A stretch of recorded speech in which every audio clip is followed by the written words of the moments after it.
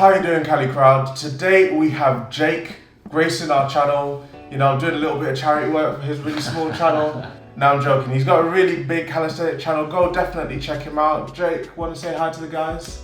What's up, guys? How you doing? Hope you're doing well. So yeah, pleasure being here. Thank you for having me here, Andrew. And yeah, I'm excited. Again, like Andrew, obviously I've done a lot of calisthenics and bodyweight-based videos on my channel, which again, I'm sure will probably be in like description below. So yeah, I'm just excited to get into some LSIT gains. Yeah, very welcome here, Jake. As mentioned, we are going to be going through a LSIT tutorial, very basic, step by step. The main things that you should be thinking about when you're trying to learn how to LSIT. Let's jump straight into it. So to get us started, what we're going to actually work on is the flexibility side of the LSIT. For the flexibility side, what we're going to be working on is the pike stretch, something we've spoken about quite a few times on this channel. So Jake is going to kindly demonstrate the pike for us. So what you'll actually see is that he will lean forward slightly, hinging at the hips until the point where his back is flat, right? So Jake, if you want to lock out your legs as well, what you actually find is that there might be a little bit shaking, might be a little bit cramping, but this already is perfect for the LSIT. You've got a lot of stretch in the hamstrings, you've got the back flat as well, the perfect LSIT position that you would be in otherwise. If you want to take it a little bit further and you find from here onwards is still all right for you, you can take your pike straight to the floor and touch the floor, and if you really want to take it further, you can put your palms on the floor as well. Getting your hands to the floor isn't absolutely necessary for the LSIT. If you can flatten your back and get into the position that Jake demoed, you've got the flexibility requirements to do an LSIT, and you can take it from there. Right, so as we've done the flexibility, now let's focus on some strength for the LSIT. So as we know, the LSIT is a combination of strength and mobility. So what we can do is that we can do core compressions to actually increase flexibility in our quads, our hip flexors and our hamstrings, as well as strengthen up, build the abs and the core involved in the LSIT. To start off with, what we want to do is place our hands slightly closer to the hips. What this will allow us to do is take away some of that end range strength that our quads need to get our legs up in the air. So Jake, if you want to demo that real quick. My core compression is still not the best, but we're going to go with it anyway.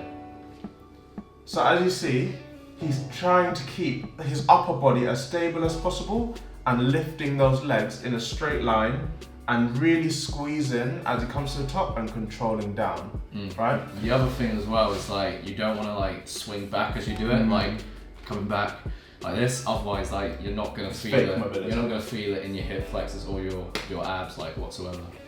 Right, so as core compression is not my strength, I think to make it harder, I'm gonna show Andrew for doing this. So with the core compressions, the closer your hands are to your feet, so the further you bring your hands forward is gonna make it harder. It's gonna require more strength and more flexibility.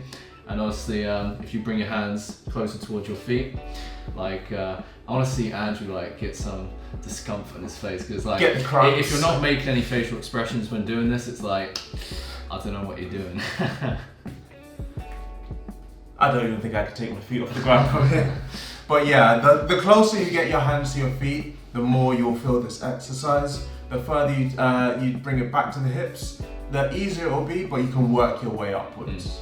And obviously the thing you got to realize is that we're working pretty small muscles with this, so it's like take it one step at a time, so you can actually like progress it gradually. Like with weightlifting, it's like you increase the weight very gradually. You don't like go from like, you know, 100 pounds to 200 pounds. It's like you do it like 5-10 pounds at a time. So it's kind of the same with this exercise as well.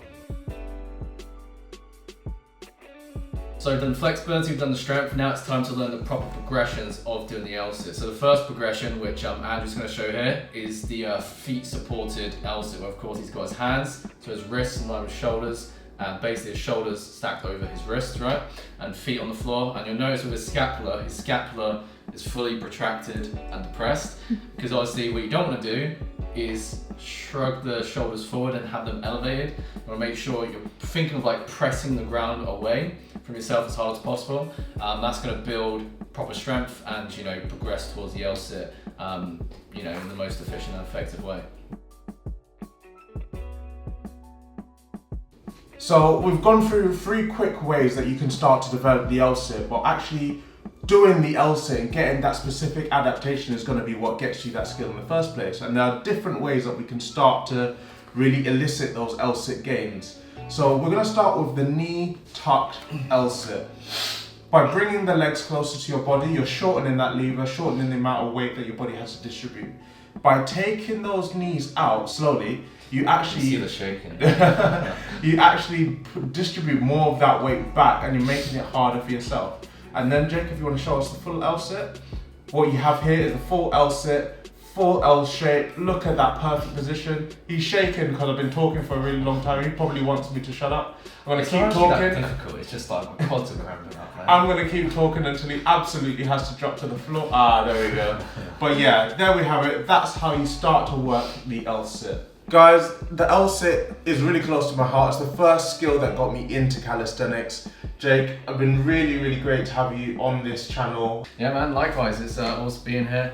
And obviously, I'm probably gonna get some DOMs in my quads and my hip flexors. Like, it's like, don't be intimidated by like the shaking.